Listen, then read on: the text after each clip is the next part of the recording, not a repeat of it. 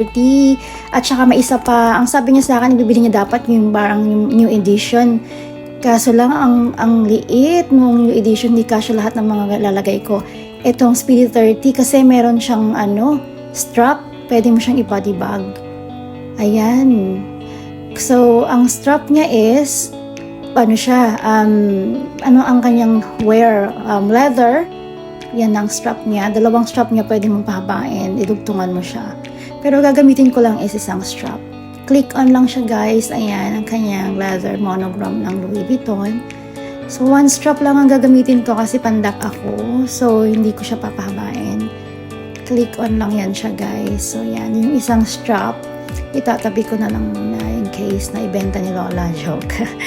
Yan. So, yung kanyang binili dapat na new edition is sobrang liit.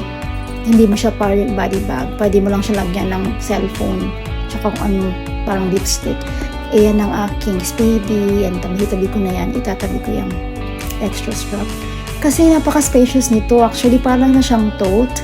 Pwede mo na siyang lagyan ng parang overnight mo ng mga gamit. Ayan. Meron pa siyang maliit na dust bag na may, I think ito yung lock. Lock yan siya. Mahirap tanggalin kasi masikip. Naka-dust bag din yung lock niya. I think lang siya. Ayan ang lock. Ayaw ipatanggal, naka-box pa siya. So, itong bag na to, talaga matagal ko na itong gusto. Kasi gusto kong spacious. Ito ang keys. Yun ang keys niya. And, yun nga, gusto kong malagyan siya ng madaming mga eme. So, yan. Pero hindi ko siya siguro araw-arawin, kasi, ayun na ang lock niya. Naka-engrave yung LV. So, yan ang engrave niya.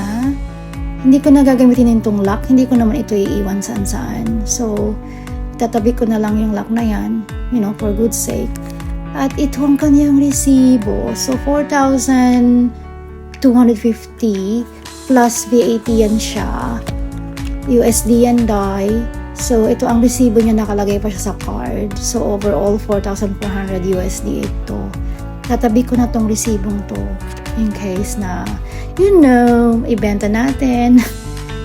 At least authentic yung kanyang meron tayong proof, So, yan ang resibo niya, siya. Talagang yung presentation kasi naka-card pa yung receipt. Actually, malaking receipt yan kasi meron siya talagang binigay si Louis Vuitton na malaking receipt apart from this one. Kasi meron siyang tax. So, 4,200 plus yung tax niya is meron mga kulang-kulang 4,400 something. Ayan na siya, guys. Salamat.